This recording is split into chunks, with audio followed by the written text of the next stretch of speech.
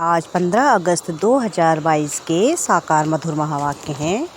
मीठे बच्चे, तुम हो ईश्वर के एडॉप्टेड बच्चे। तुम्हें पावन दुनिया का वर्षा लेना है।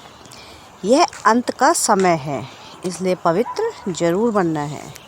प्रश्न है आज का कि इस समय के मनुष्यों को ऊंट, पक्षी, शुतुरमुर्ग का टाइटल दे सकते हैं, क्यों? उत्तर है इसका, क्योंकि ऊंट पक्षी जो होता है उसे कहो उड़ो तो कहेगा पंख नहीं, मैं ऊंट हूँ। बोलो अच्छा सामान उठाओ तो कहेगा मैं पक्षी हूँ। ऐसे ही आज के मनुष्यों की हालत है। जब उनसे पूछा जाता है तुम अपने को देवता के बजाय हिंदू क्यों कहते हो, तो कहते देवताएं तो पावन हैं, हम पतित हैं। बोलो अच्छा अब पतित से पावन बनो, तो कहते हैं फुर्सत नहीं, माया ने पवित्रता के पंख ही काट दिए हैं। इसलिए जो कहते हमें फुर्सत नहीं वह ऊंट पक्षी, तुम बच्चों को ऊंट पक्षी नहीं बनना है। गीत। ओम नमः शिवाय, ओम शांति। यह किसने कहा? अपने से प्रश्न पूछना है। ओम का अर्थ मनुष्यों ने अनेक प्रकार का बनाया है। बाबा कहने से 1 सेकंड में वर्षे के अधिकारी बन जाते हैं। बच्चा पैदा हुआ कहेंगे वारिस पैदा हुआ, फिर सगीर से बालिग होता है। यहाँ भी ऐसे हैं। बाबा को जाना पहचाना और वर्षे का मालिक बने। यहाँ तो तुम बड़े हो ही आत्मा को बाप का परिचय मिला, सेकंड में बाप का वर्षा मिला। बच्चा पैदा होने से ही समझेंगे बाप की जायदाद का वर्षा पाएंगे। यह है बेहद का बाप। कहते हैं हे बच्चे, आत्मा ने जाना बाप आया हुआ है। तुम बच्चे जानते हो हम बाप से कल्प राजधानी लेते हैं। जैसे तुम सेकंड में विश्व के मालिक बन जाते हो। ओम माना अहम, मैं आत्मा, यह मेरा शरीर। मैं आत्मा किसका बच्चा हूँ? परमात्मा का। बाप भी कहते हैं मैं ओम परमात्मा हूँ, मुझे अपना शरीर नहीं है। कितनी सहज बात है। वह समझते हैं ओम माना भगवान, तो सब भगवान हो गए। भगवान तो है ही एक। वह कहते हैं मैं तुम्हारा बाप हूँ। परम आत्मा माना परमात्मा, जिसको सारी दुनिया पुकारती है, हे पतित पावन आओ। ऐसे कोई भी नहीं कहेंगे कि परमपिता परमात्मा की आत्मा मेरे द्वारा तुमको राजयोग सिखलाती है। किसको पता ही नहीं है, ना मालूम होने के कारण श्री कृष्ण भगवान का नाम लिख दिया है।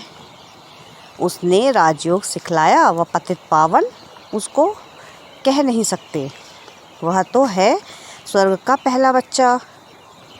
जो पहले में है वह पिछाड़ी में भी होगा, इसलिए उनको श्याम सुंदर कहते हैं। पहले नंबर में है श्री कृष्ण, फिर 84 जन्मों के बाद उनका नाम ब्रह्मा एडॉप्ट होता है। बाप आकर बच्चों को एडॉप्ट करते हैं। तुम हो एडॉप्टेड बच्चे, ईश्वर के बच्चे। तुम्हारी माँ भी है, बाप भी है, प्रजापिता भी है। फिर बाप कहते हैं इनके मुख से कहता हूँ तुम मेरे बच्चे हो। तुम कहते हो बाबा हम आपके हैं, आपसे वर्षा लेने आए हैं। बुद्धि भी कहती है बाप आता ज़रूर है, कब आते हैं यह भी विचार की बात है ना। कहते हैं पतित पावन आओ, तो जरूर पतित दुनिया का अंत हो तब तो आऊँ ना। इसको कहा जाता है कल्प के आदि और अंत का संगम। अंत में सब पतित हैं, आदि में है सब पावन। अंत में पतित दुनिया का विनाश होता है, पावन दुनिया की स्थापना होती है। फिर वृद्धि को पाते जाते हैं, गाया भी जाता है ब्रह्मा द्वारा स्थापना।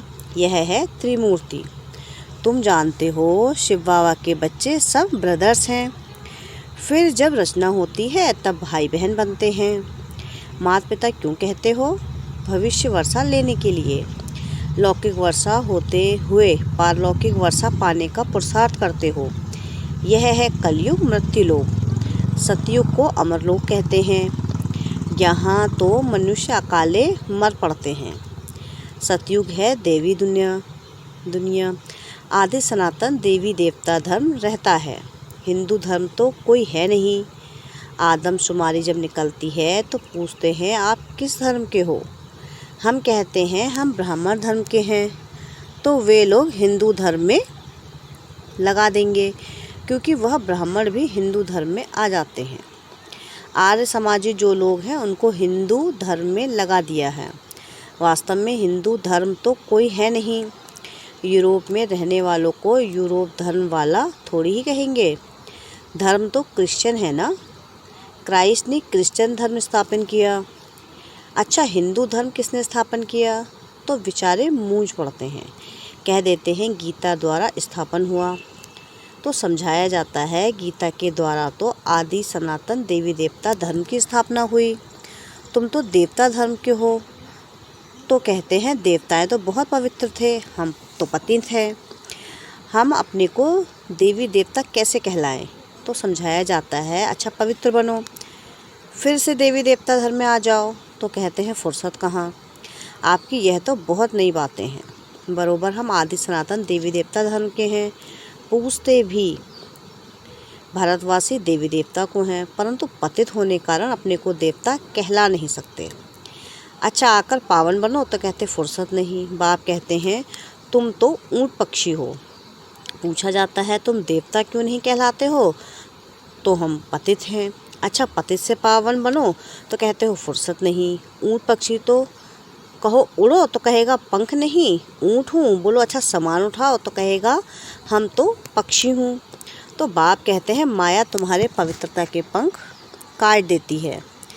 अब सावन के महीने में शिव की पूजा करते हैं, व्रत रखते हैं। तुम्हारे लिए सावन मास है ज्ञान बरसात का। तुम पवित्र बन पवित्र दुनिया का मालिक बनते हो। मनुष्य व्रत रखते हैं, भोजन न खाने का। बाप कहते हैं विष नहीं खाओ। इस पर भी समझाना पड़ेगा। शिव को बहुत पूछते हैं। अब शिव बाबा कहते हैं पवित्रता का व्रत रखो, मैं आया हूँ पवित्र देवी देवता धर्म स्थापन करने। यहाँ तो पावन कोई है नहीं। पवित्र देवी देवता होते हैं संगम युग में। वह विष से पैदा नहीं होते, नहीं तो उनका संपूर्ण निर्विकारी क्यों कहते? लक्ष्मी नारायण राधे कृष्ण आदि को कहते ही हैं संपूर्ण निर्विकारी। यहाँ तो सब पतित हैं, जिनमें कोई गुण नहीं है।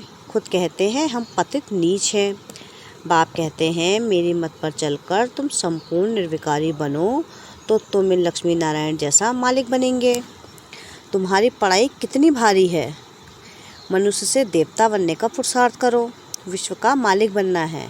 सतयुग में देवी देवताओं का राज्य था ना, अब फिर से देवी देवता धर्म की स्थापना हो रही है।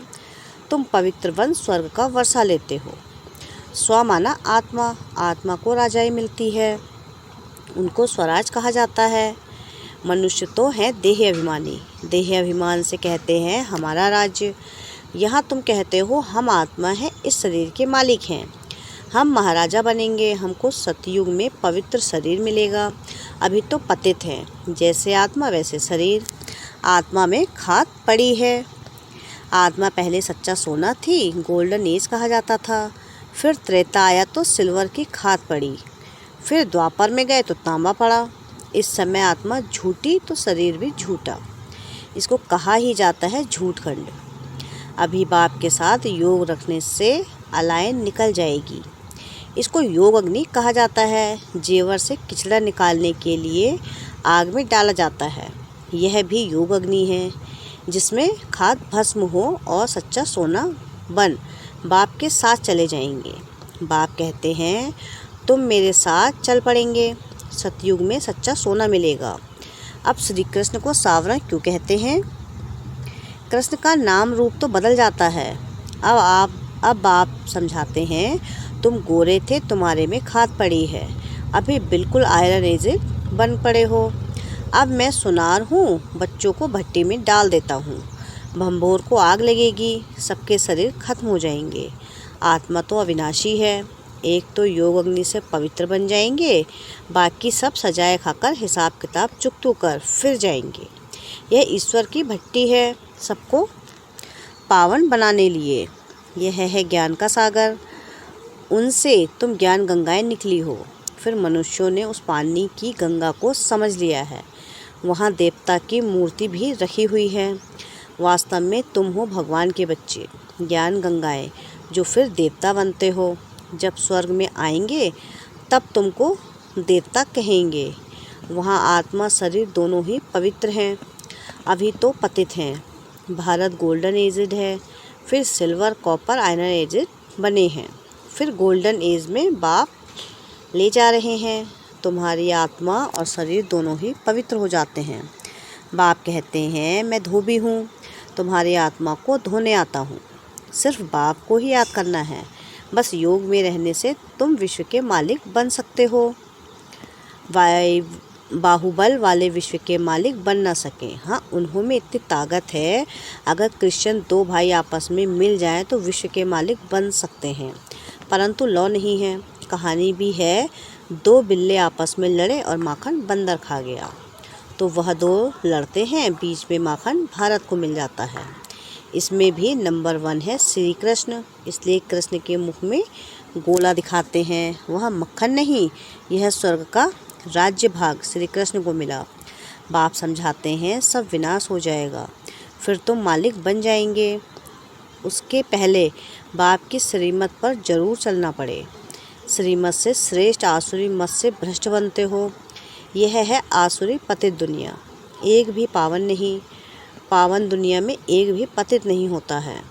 अभी तो सब पतित हैं, गाते भी हैं पतित पावन सीताराम। हम सीताएं रावण की जेल में पड़ी हैं, पुकारती हैं हे राम आकर छुड़ाओ, पावन दुनिया में ले चलो। भल गाते हैं परंतु जानते कुछ भी नहीं। जो आता सो कहते रहते, रावण ने बिल्कुल सुला दिया है। अब बाप आकर जगाते हैं। परमपिता परमात्मा पतित पावन जो सृष्टि का रचयिता है, उनकी बायोग्राफी को हम जानते हैं। ब्रह्मा विष्णु शंकर और लक्ष्मी नारायण की बायोग्राफी को भी हम जानते हैं। लक्ष्मी नारायण के 84 जन्मों को भी हम जानते हैं। तो नॉलेजफुल हो गए ना।